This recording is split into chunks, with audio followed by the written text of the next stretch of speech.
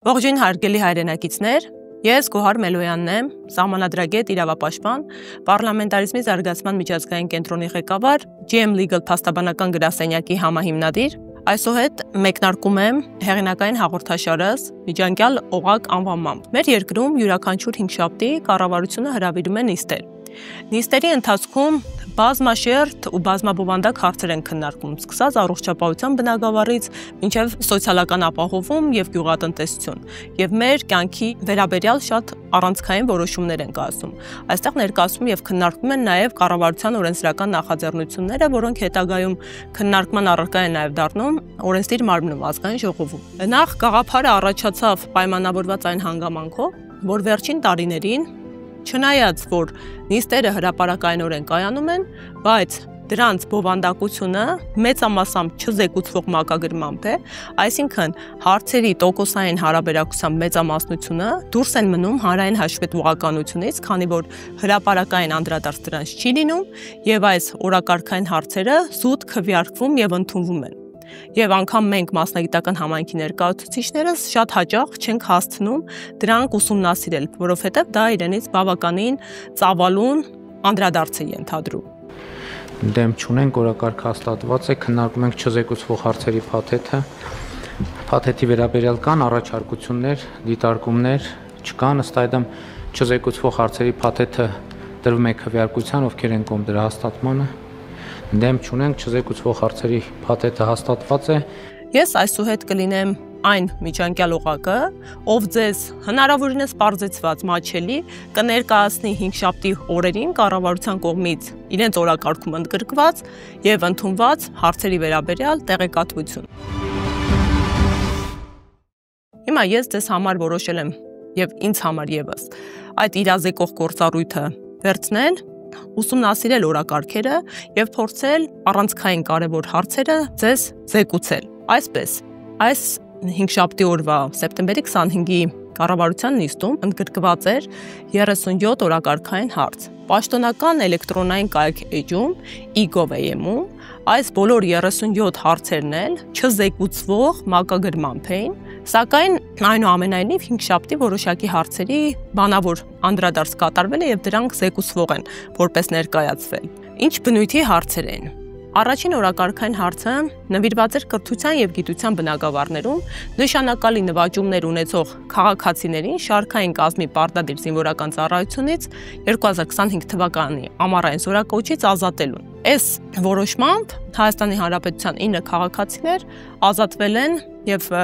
պարտադիր զորակոչից եւ տարկետում են ստացել կրթության հիմքով։ Հաջորդ հարցերը ես փորձել եմ համատեղել, որպեսզի ժամանակ խնայենք եւ մի շարք կազմակերպությունների, որոնց անվանական կանդրադառնամ, կառավարության որոշումներով մաքսատուրքից ազատելու արտոնություններ են տրվել։ Այս բոլոր կազմակերպություններում տարբեր նախագծերում տարբեր տեխնիկական լրացուցիչ տեղեկատվություն կար, տարբեր կոմպոնենտներ կային, բայց նրանց միասնականությունը իրենց մաքսատուրքից ազատվելու արտոնությանն էր վերաբերում։ Այսպես, օրինակ Thermorex PB-ն ազատվել է ընդհանուր արժեքի մաքսատուրքից, որի ազատման արտոնությունը գնահատվում է 1.4 միլիարդ դրամ։ Darwin SP-ի պարագայում ազատման արտոնությունը գնահատվել է 126 միլիոն դրամ, Nuvo Village SP-ի պարագայում 8.7 միլիոն դրամ, Ջերմուկ International Pepsi Cola Bottler-ի պարագայում 3.5 միլիոն դրամ, սակայն այստեղ զուտ տեխնիկական թվաբանական փոփոխություններ նախագիծը ենթադրում։ Agroprom SP-ն գնահատվել է 267 միլիոն դրամ։ Այս նախագծերին բացի այն, որ տեխնիկապես ընդհանրական էին եւ կոնկրետ մաքսատուրքից ազատման արտոնություն էին նախատեսվում պետության կողմից այս կազմակերպությունների համար տարբեր հիմնավորումներով, ընդհանրական խնդիրը, որը ես ֆիքսել եմ կայանում էր նրանում, որ բոլոր նախագծերի հիմնավորումներում բացակայում էր պետբյուջեի նկատմամբ ավելացման կամ նվազեցման վերաբերյալ որևէ տեղեկատվություն, ինչը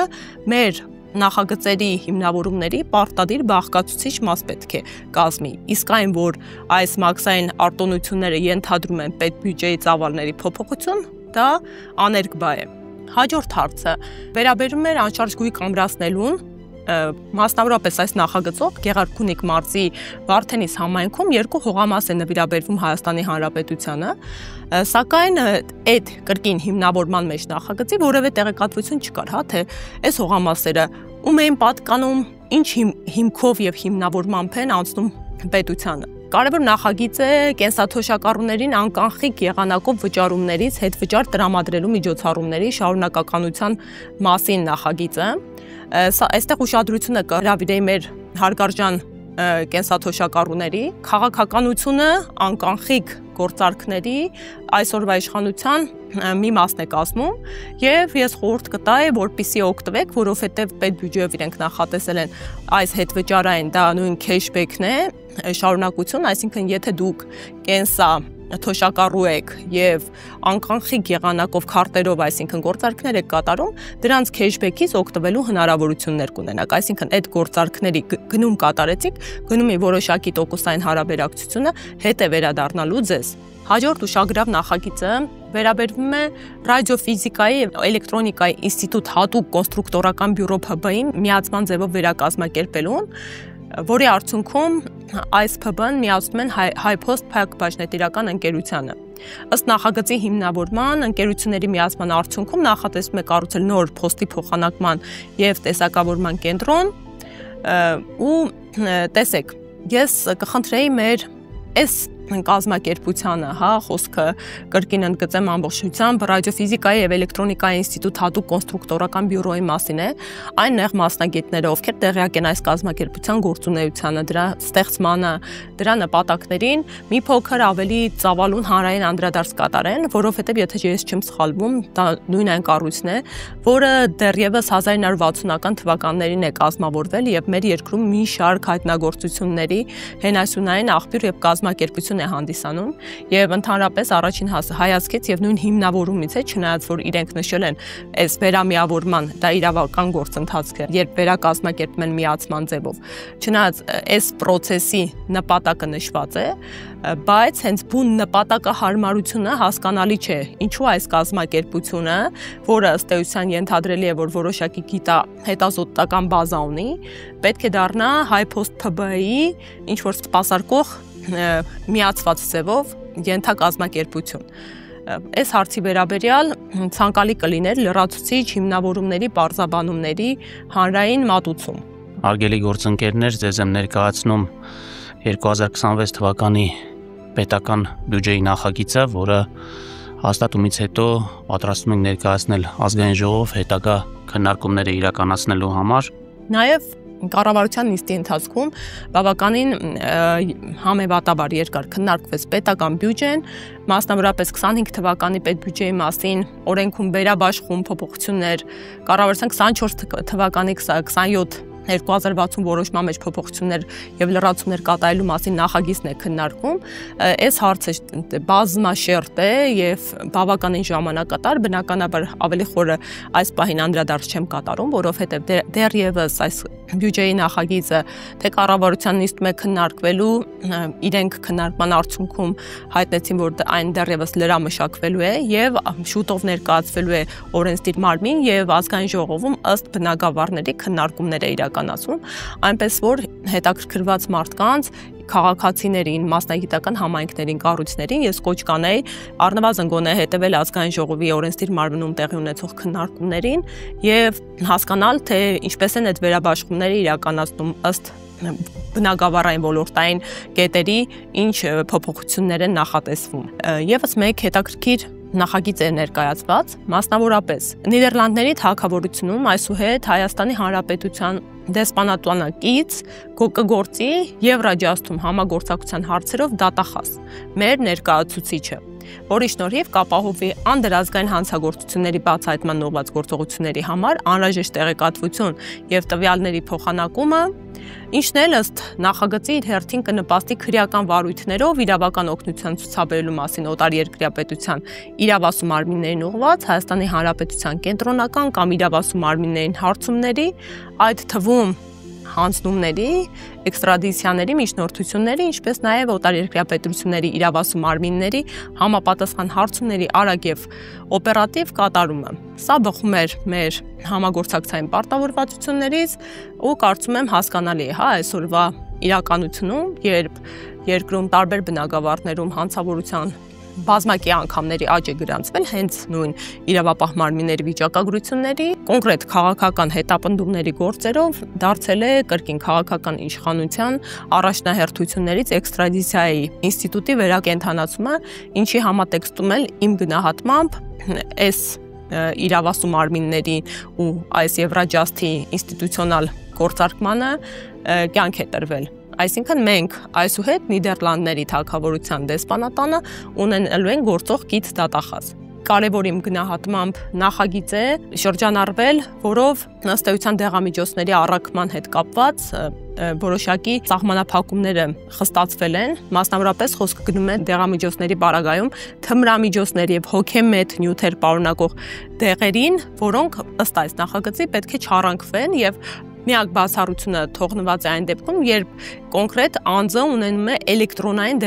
դեղատոմս, ըստ էության կարելի է նաև այս բացառությունը սահմանել, սակայն հասկանալի է, որոշ հիվանդությունների տեսակների պարագայում քաղաքացուն կամ մարդուն ընդհանրապես հարմար չէ լքելու իր բնակության վայրը, ու նախագծի նպատակ որպես նշված է նախ ինքնաբուժության շրջանակների մինիմալացումը, քանի որ մեր ազգաբնակչությանը հարիր է, ինքնաբուժությամբ զբաղվելը, իսկ այս բնույթի դեղամիջոցների պարագայում դա ծանր հետևանքներ կարող է ունենալ, եւ բացի այդ էլ բնականաբար նպատակ ունի թմրամիջոցների եւ հոգեմետ նյութեր պարունակող դեղերի առաքման արգելքի շնորհիվ չարաշահումների վտանգը հնարավորինս մինիմալի հասցնել։ Այստեղ ունենք նախագիծ ներքին գործերի նախարարության ոստիկանական զորքերի կարիքների համար սարքավորումների ձեռքբերմանը, մասնավորապես սա եւս նեղ մասնագետների համար կարող է իրազեկող տեղեկատվություն լինել, որովհետեւ նախատեսվում է ներքին զորքերի ՆԳՆ-ի ոստիկանական զորքերի կարիքների համար ձեռք բերել տեսախցիկների նոր խումբ, խոսքը համացանցային տեսախցիկների մասին է, ու տեխնիկական փոփոխություն է կատարվում, այսուհետ առաջարկվում է, քանի որ ֆինանսական բեռ է ըստ հիմնավորման եղել, սակայն հիմա որ թվականակով դրսևորումը թվային ներկայացնեմ, փոփոխությունը այդքան էլ էական չէ, ի սկզբանե նախատեսված է եղել պետբյուջեի միջոցներով ձեռք բերել 500 հատ տեսախցիկ, որոնց արժեքը պետք է լիներ 350,000 դրամ, այս փոփոխության արդյունքում առաջարկում է ձեռք բերել 250 տեսախցիկ 700,000 դրամ արժողությամբ։ Եվ հարգելի հայրենակիցներ, յուրաքանչյուր հաղորդման ընթացքում ես մի փոքր ավելի ծավալուն կանդրադառնամ ինձ համար ամենաուշագրավ, դիտարժան, քննարկելի ու խնդրահարույց նախագծին։ Այսօրվա քննարկելի հարցերի շարքում խոսքը սեպտեմբերի 25-ի կառավարության նիստի մասին է, որոշում պետք է ընդունվեր նախագծի տեսքով, որն արդեն ընդունված է, որով սահմանվում է հանրային խորհրդի կազմում նորաստեղծ մարմնի, որը կոչվում է փաստահավաք հանձնաժողով, դրա ձևավորման կարգն է սահմանվում, նպատակները, իրավասությունները եւ այլ անհրաժեշտ կարգավորումներ։ Այստեղ ասելիքս բավականին շատ է, տեսեք, ես ինքս մարդ եմ, անձ եմ, մասնագետ եմ, ով փորձում է հետևողականություն ցուցաբերել երկրում տեղի ունեցող իրադարձություններին, այդ թվում օրենսդրական նախաձեռնությունների շրջանակում, բայց այդ թվում իմ աչքից վրիպել էր, որ 2024 թվականի դեկտեմբերի 4-ին ընդունվել է հանրային խորհրդի մասին օրենքում փոփոխությունների եւ լրացումների բավականին ընդգրկուն փաթեթ, որով հանրային խորհրդի կազմում նոր մարմին է ձևավորվում։ Ինչն է խնդրահարույց։ Նախ հանրային խորհուրդը սահմանադրական մարմին է, որովհետև մեր սահմանադրությամբ է նախատեսված, բայց սահմանադիրը նախատեսում է, որ հանրային խորհուրդը հասարակական հիմունքներով գործող մարմին է։ Այսինքն ենթադրելի է, որ այն չբարձրատրվող է եւ ունի համանուն օրենքով հռչակված նպատակներ եւ գործառույթներ։ Հիմա արդեն 24 թվականի ընդունված օրենքով այս մարմնի կազմում մեկ այլ մարմին է նախատեսել, խոսքը, ինչպես նշեցի, փաստահավաք հանձնաժողովն է, որի համար բավականին բարձր վարձատրություն են արդեն նախատեսում։ Ես հիմա կարդամ, թե նախագծի հիմնավորմամբ ինչ է ենթադրում, ինչ գործողություններ, նպատակներ է ենթադրում այս մարմինը, եւ այնուհետեւ կանդրադառնամ դրա ոչ միայն հակասահմանադրությանը, այլև ոչ տրամաբանական լինելուն։ Այսպես, փաստահավաք հանձնաժողովը, որը ինչպես նշեցի, գործելու է հանրային խորհրդի կազմում, պետք է իր գործունեության արդյունքում Հայաստանի Հանրապետությունում 1991 թվականի սեպտեմբերի 21-ից մինչև 2023 թվականը ներառյալ ժամանակահատվածում որոշակի ոլորտներում մարդու իրավունքների հիմնարար եւ պարբերական խախտումների բացահայտման ուղղությամբ իրականացնի փաստահավաք գործունեություն եւ դրանց վերաբերյալ կազմի փաստահավաք զեկույց։ Փաստահավաք հանձնաժողովն իր գործառույթների շրջանակում իրականացնելու է տեղեկությունների հավաքագրում, նյութերի ուսումնասիրություններ, հարցազրույցներ եւ հանրային լսումների անցկացում, պետական եւ տեղական ինքնակառավարման մարմիններ այցելություններ, այդ ամենը պետք է միտված լինի հիմնական պատշաճ զեկույցի կազմանը։ Հիմա այս նախագծով նախ անդրադառնանք տեխնիկական կողմին։ Այս հանձնաժողովի անդամների համար նախատեսվում է 665,000 դրամ աշխատավարձ։ Ասեմ ավելին, հա, ինչպես հասկացա ամփոփաթերթից, մի շարք ամփոփաթերթը դա երբ նախագիծը շրջանառվում է կառավարության մարմինների միջև շահագրգիռ այն մարմինների, որոնք առնչություն ունեն։ Անկամ նույն կառավարության իրավական ապահովման մարմինների իրավաբանական վարչություն այլ մարմիններ բոլորը խնդիր են տեսել այս աշխատավարձի մեջ, որը ինչպես ամփոփաթերթից հասկանում եմ, նախորդիվ անգամ ավելի բարձր է եղել։ Եղել է ըստ էության վճռաբեկ դատային նախագահի, ազգային անվտանգության ծառայության տնօրենի հաստիքի համար նախատեսված աշխատավարձի չափ։ Արդյոք կան նպատակահարմարություն, պետբյուջեն այդքան լրացուցիչ ֆինանսական ծանրաբեռնվածության ենթարկելու այս մարմնի համար։ Հիմա ես ներկայացնեմ ինչու է ընդհանրապես ոչ նպատակահարմար այս մարմին ունենալը մեր երկրում։ Այստեղ բացի այն, որ